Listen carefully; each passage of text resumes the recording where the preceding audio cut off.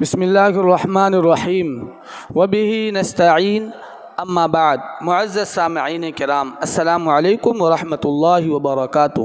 الحمدللہ آج 26ویں تراویح مکمل ہوئی۔ آج کا بیان 30ویں پارے کے پہلے نصف تک کی تلاوت پر مشتمل ہے، یعنی پہلے آدھے پارے پر مشتمل ہے۔ سورہ نبا میں ارشاد باری ہے کہ منکرین اور تکذیب یعنی اللہ کا انکار کرنے والے، دین کا انکار کرنے والے، رسول کا انکار کرنے والے اور جھٹلانے والوں کے لیے دوزخ کا عذاب تیار ہے۔ سور پھونکا جائے گا تو آسمان میں راستے بن جائیں گے جن میں سے لوگوں کا ہجوم گزر کر میدان حشر میں جمع ہوگا، اعمال نامے پیش ہوں گے اور جزا و سزا کا فیصلہ ہوگا۔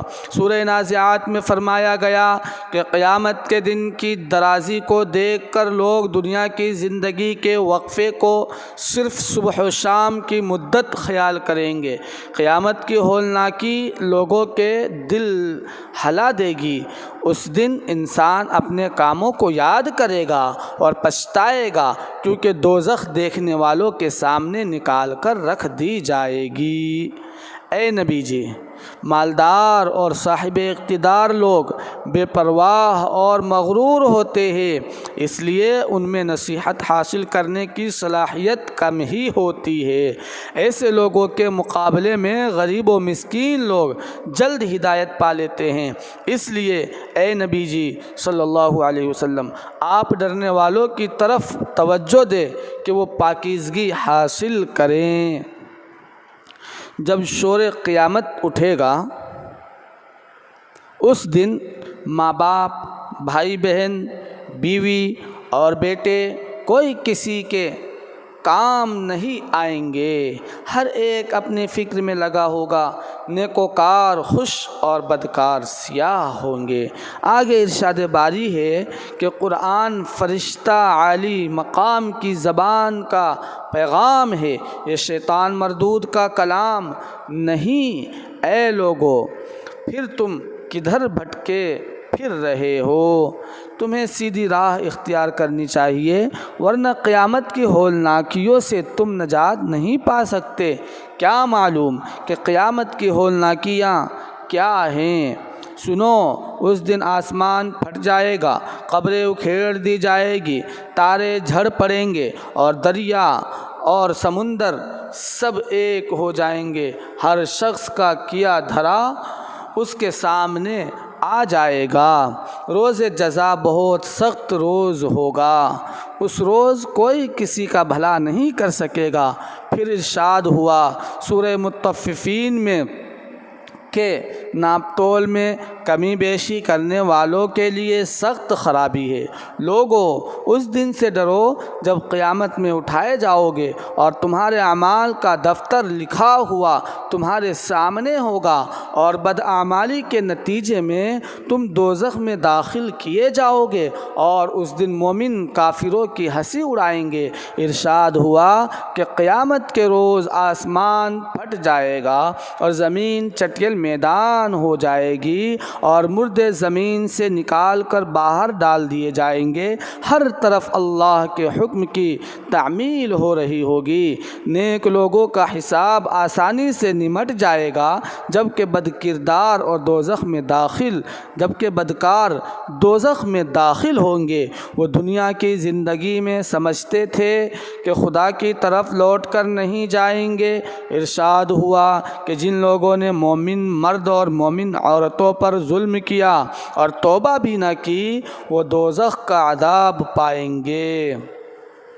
قرآن کو جھٹلانے والوں، قرآن ایک عظیم الشان کتاب ہے اور لوح محفوظ میں محفوظ ہے۔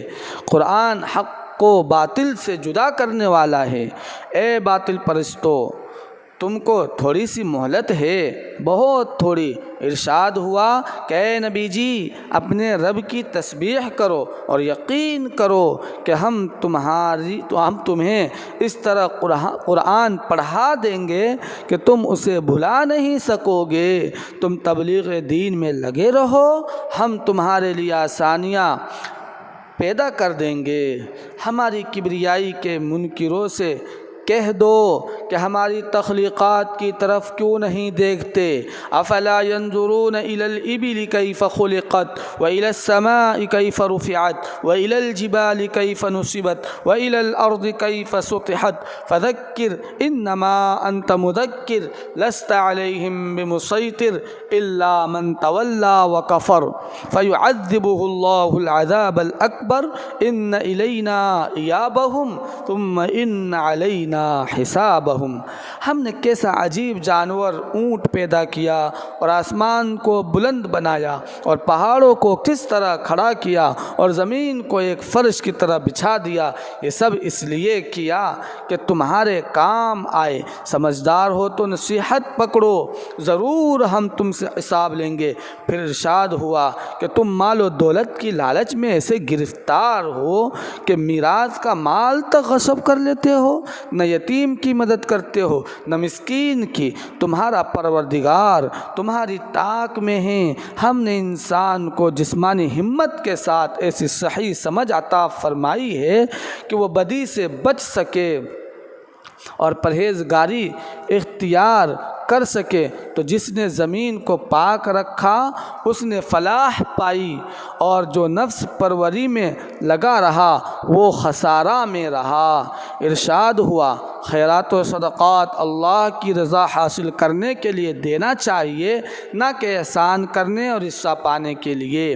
بے کسوں کی دستگیری کی توفیق اللہ تعالیٰ دیتا ہے، بخیل و بے پرواہ لوگوں کے لیے آخرت کا عذاب ہے۔ اے نبی جی، ہم عن قریب آپ کو ایسی نعمت عطا فرمائیں گے کہ آپ خوش ہو جائیں گے۔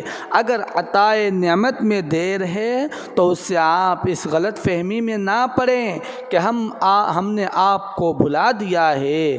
کیا ہم نے ہر کمزور حالت میں آپ کی دستگیری نہیں فرمائی ہے؟ ہم نے آپ کو روشن ضمیری عطا فرمائی، آپ کو پریشانیاں دور کی، آپ کی پریشانیاں دور کی اور آپ کا ذکر بلند کیا۔ وَرَفَعْنَا لَكَ ذِكْرَكَ، مشکلات کے ساتھ آسانیاں بھی ہوتی ہے۔ آپ گھبرائے نہیں اور اپنے رب کی طرف متوجہ رہے۔ اللہ تبارک و تعالی ہمیں قرآن کی ایک ایک بات کو سیکھ کر، سمجھ کر اور جان کر اس کے اوپر عمل کرنے کی توفیق مرحمت فرمائے، آمین۔ سبحان اللہ و بحمدہ، سبحان اللہ العظیم۔ والسلام علیکم ورحمۃ اللہ وبرکاتہ۔